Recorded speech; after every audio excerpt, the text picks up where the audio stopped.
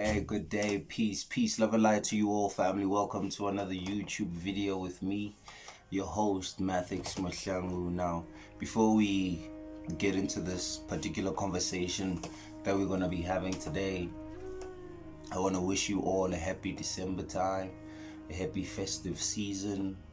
I want you guys to be safe out there. Be careful, don't drink and drive.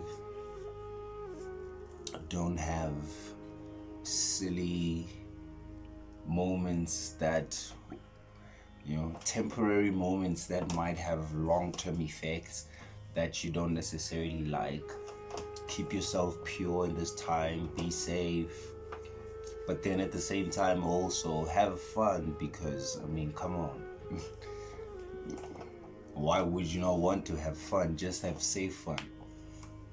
So today I want to talk to you about the difference between the physical world and the spiritual world, and get to talk about what's the difference between the two. Well, as I'm sure you know that you are living in a physical world, because you have a physical body, and that body is accompanied by certain things, senses that we call them: taste, touch, sight, sound, and smell. So these are the senses that you use to navigate through the physical world. So now when we are dealing with the physical world, you need to understand that we are dealing in a realm of matter, of density, where things are heavy, things are slow. Also, because we are in a realm of time, there is a difference between you being somewhere and you getting somewhere. So we are also adding in the element of space. Time and space, actually the same thing. In Zulu they call time iskati and they call space umkati, to show that the ancients knew that the two are one and the same. So Einstein wasn't actually the first to propose this. So when we are dealing with the physical, we are dealing with tangibility, we are dealing with time and space. We are in the realm of the so-called living, which is actually the realm of the dead, because when we look at what the spirit world is, that's what you are. So you are a spiritual being having a temporary physical experience for purposes that are probably even beyond your own conceptual levels right now. It could be experimental, it could have been for fun, it could have been an act of creation, but the point is that you are a spiritual being temporarily experiencing a physical experience. So what is the spirit world? Now, the spirit world differs in a sense that when you're dealing with the spirit world, there are levels to the spirit world, and these are separated by density and vibration of the dimensions, but they basically deal in realms of subtle matter. So you're still dealing with matter, but the matter is much more subtle, it's ethereal.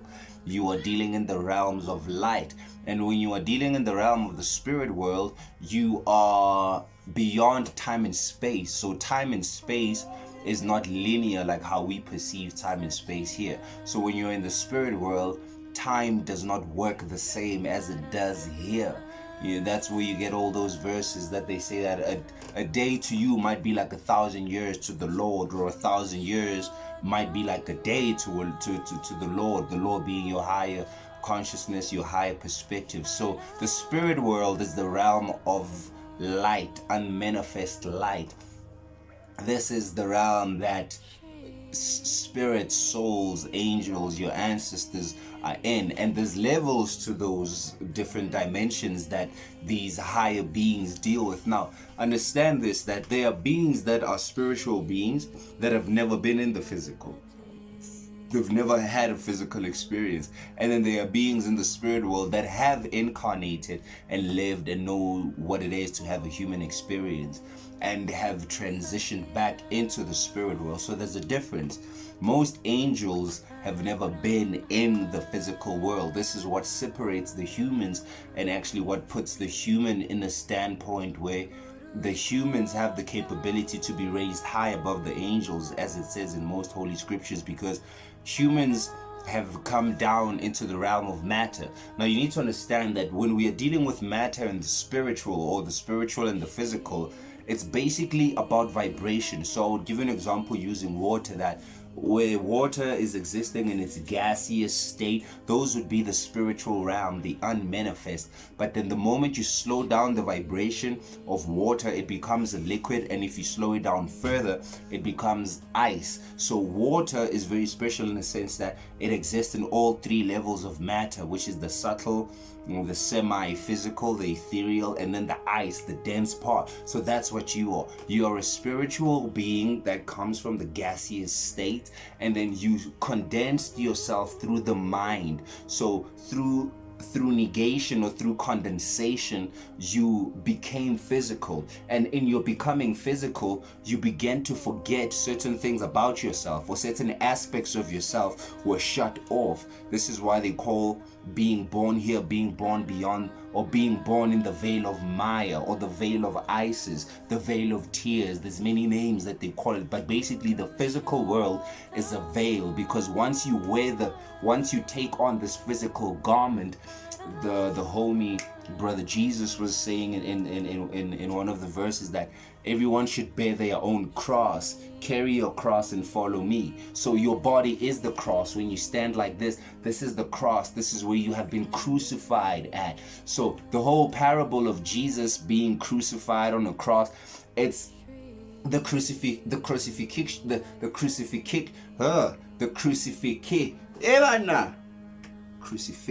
crucifixion happens at birth. So the moment you were born, that's when you were crucified.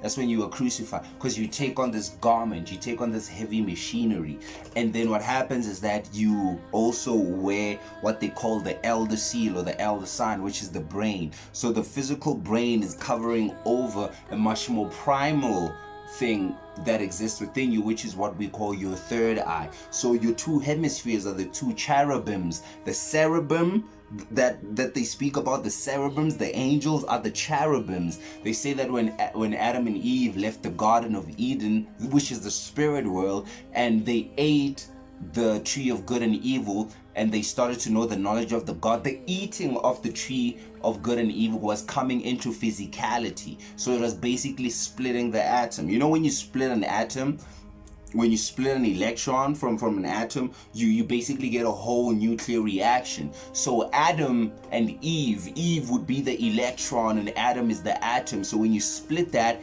you get a whole reaction, and that reaction was us becoming dual and physical. In the realm of physicality, the difference again is that here there's duality, there's polarity, male and female.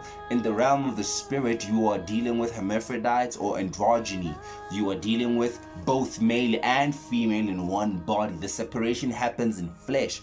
The separation happens when you come down into the realms of the physical, into density. So the fallen angels are actually the fallen angles of light, because all of this is light. In the Hermetic principles, they speak about the different laws of the universe, 7 mostly. There's the law of mentalism, there's the law of vibration, the law of rhythm, the law of cause and effect, the law of gender.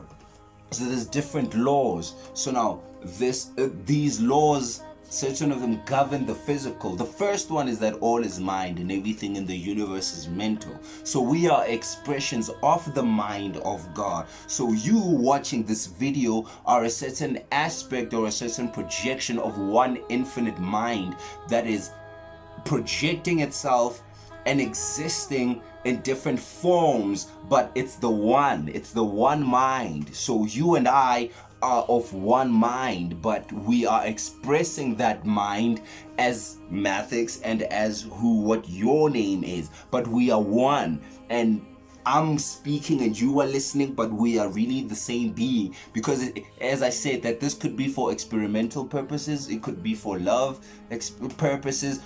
There's many reasons as to why creation exists. Why is there something instead of there being nothing? You know, so now when you are existing in the physical world, you are dealing with density, you are dealing with slowed down matter, you are dealing with the physical body. The difference is that when you die, the only thing that happens is that you leave the physical garment behind, and then you move on into much more subtle bodies.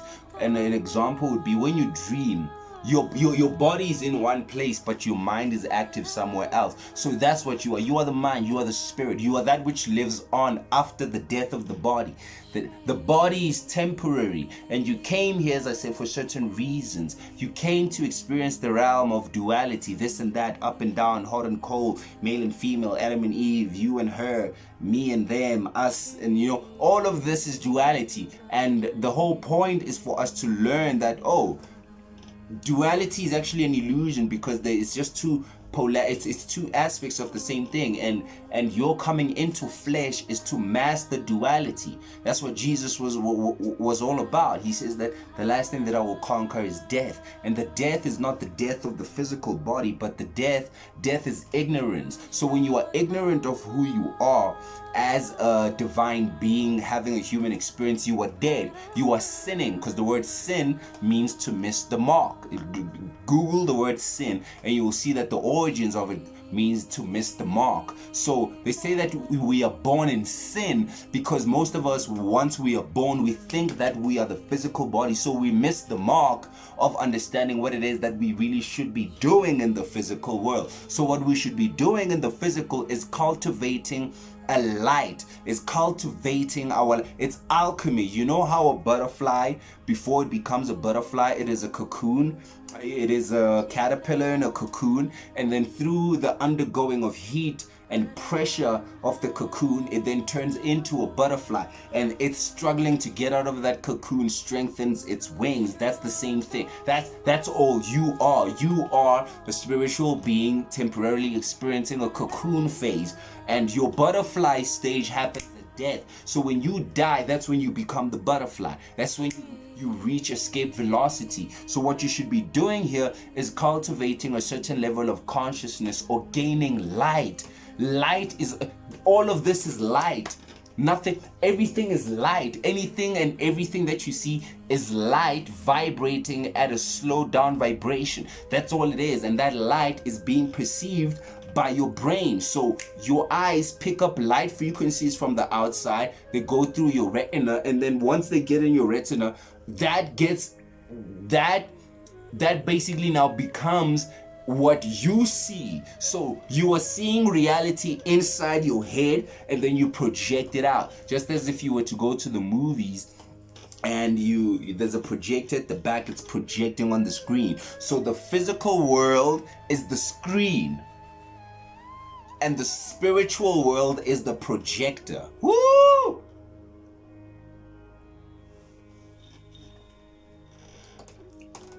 Oh! What? Say that again. The physical world is the screen, and the spiritual world is the projector. That light is projecting onto this third density screen.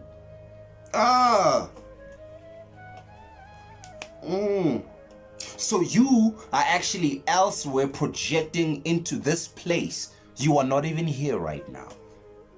You are projecting a certain level of your consciousness, your light. You know when you take light, pure light, and you split it through a prism.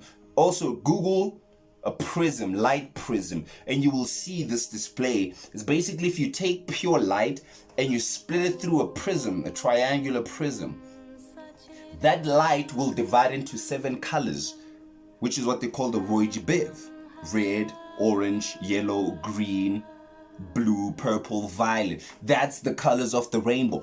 But the rainbow comes from the pure light. So your light is that which is being projected from the spirit realm. It is being projected from there, and then it hits the prism. The prism is your body, and then that gets divided into the 7 color spectrum, which is what they call your chakras. So your light, your consciousness is the pure light, and then it hits your body, and then 7 colors are born from that, and then those 7 colors are the levels that you function in physicality. So this is the Sims. When they speak about, are we living in a holographic universe, or is this a simulation, or is it Maya? There's many things you can call it. You could call it an illusion, you could call it a dream, you could call it a game, but this is just it's basically light. It's a game of light vibrating at different levels. So the physical world is slow down vibration. It's slow down light. And when you die, the light accelerates. This is where they say energy cannot be what? Created nor destroyed. So you were not created, you were transformed into the physical. And when your body dies, your light, the inner light, reaches a different velocity, and then you are vibrating past the physical world. So this is a suit, it's a garment. You know what happens when you wear clothes for too long? They become worn out. Literally, this is what happens with your body. When you are born, you are producing more cells, so that's why you grow. And then you hit a point in your growth, I just don't know what age, but you start producing less cells. More cells die than are being produced. So kids grow so fast because more cells are being produced than those that which are dying. And you start to decay when your body has more cells dying than those which are being produced. That's what we call old age. It's just that the light now is beginning to move into a different state. So you come in through your crown chakra, through this, what do they call this soft part where it beats? Frontalicus something, I forgot the name, but we just know that don't touch that part in a baby. This is where your soul comes in, through your crown chakra. This is the gate. It enters through here, and then a certain energy goes to rest at the base of your spine. And when you die, well, when you transition, those people who have near-death experiences, they're like, I saw my life flashing before my eyes. That's that energy rising up quickly, and then it hits that point, the seat of God, which is the third eye, and then that eye sees, or it exists beyond time and space. So that's why someone can see their whole life in 1 second, because here you are dealing with what is beyond time and space. So the energy sometimes in a near-death experience gets to fully become engulfed in the head, and so a person can temporarily exit the realms and the laws of time and space, and that's why they can see their whole life flash in front of their eyes in merely 2-3 seconds. That's because now they tapped into the eye that you operate with in the spirit realm. So you are a spiritual being having a physical experience, as I said, for certain reasons that I may not even be allowed to say why we're here. You know, some things, there's still secrets that must not be said. There's still certain things that must not be said. But there is a reason why we came here. And there is a reason why we have this particular body that we have. This body that you have, it is a gem. It is a blessing to be physical. It is a blessing. Do you know how many beings in the cosmos would... Oh my word! Man, we don't even know what we are as human beings. Like, we are 9 ether beings. 9 ether beings with the ability to access both the spirit and the physical. There's beings that are purely physical, know nothing of the spiritual. If you look at animals, they don't pray or know of a higher power. And then there's beings in the spiritual that don't deal with the physical. They are purely in the spirit realm. They dealing with what it is that we deal with in the spirit realm. You know what makes you special? You are one of, and if not the only being that can into both. There are beings that are fully in the physical. Human beings are gonna do my job. They know nothing. They don't even think that the spirit world exists. And then there's beings that know that, yeah, but there's a spirit world. So we call your shamans, your seers, your diviners. Every person who goes to church Sunday, they go there because they believe that there's something after here, or there was something before here. I knew you before you were formed in your mother's womb, as it says. Because the only reason that verse can exist is if you are a pre-existent being. So if there's such a verse that something knew you before you were formed, it means you existed somewhere else prior. And there's a reason as to why you came here, and there's a reason as to what you will be going back to when you go there. So this is a realm, it's a universe, it's a university. So now there's a difference between the spirit world and the physical world. And what you need to understand is that you are, in fact, you are even beyond the spiritual world. It's just another level, but it's the level that you were dealing with for most of your existence. But you are pre-existent, which means that you exist before existence even happened. You are Melchizedek. You are beyond time and space. You are the Christ. You are a reflection of God. So that means that everything that God is, you are as well. And the most beautiful thing about you is that you came to experience physicality so that you can overcome lower passions, so that you can get to understand empathy by going through feelings of jealousy, hatred, lust, greed. And then you get to see that this is not who I am. This is just what happens when light becomes distorted. So when light becomes slowed down, it becomes murky. And then that is acted out in the form of certain behaviorism. It's all light. Psychology is light. How people behave is the way that light moves within the neurons of the brain. But then you are beyond the brain.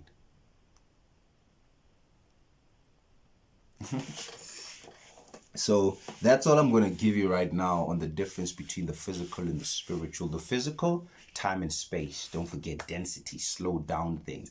You know, you got to walk to places. In the spirit world, you don't walk, you think places. You think Cape Town, you in Cape Town. You are Cape Town. You think Australia, you are in Australia. You know you can drive in a car, but you know you don't want to drive the whole way. You can fly, you can. So time and space move in a different way. It's more of a cycle in the spirit and it's linear in the physical. You know, so if you can understand this about yourself, you can bring that which is in the spiritual into the physical. Because that's all what it is. It's about manifesting that which is unseen. Our Father, the mind, who art in heaven, the mind. Hallowed be thy name, the Logos. Logos is the name. Thy kingdom come. The kingdom is the upper head, the upper region, the temple. Thy will be done. Thy will, the will is the solar plexus, it's the stomach. That's where your willpower is. So through the solar, you manifest the will, or you bring what is in heaven on earth. Thy will be done on earth, the root chakra, on earth, the physical, on earth as it is in heaven. As a man thinketh, so is he. So that prayer is scientific in a sense that as a man thinketh, so he is. You become what you think. Our Father who art in heaven. Everything that has to do with Father, heaven, and the mind, it's masculine. Everything that has to do with physicality, tangibility, manifestation, senses is feminine. So these two must dance together. And that's what it is. The physical is the feminine. You're dealing with earth and water. And then the spiritual is dealing more with the principles of the masculinity. You're dealing with air and fire. So both of them have to work together. The father is the ideas, it's the higher mind. And then the mother is the womb, she's the body. She's that which the father, she's that which can manifest the ideas. Without the mother, there wouldn't be nothing to see or touch. And then without the father, there wouldn't be anything that needs to be seen or touched. So they both work together. And you need to find the balance between the two so that you can then even transcend it and exist in realms beyond physical and spiritual. Peace, love, and light to you all, family.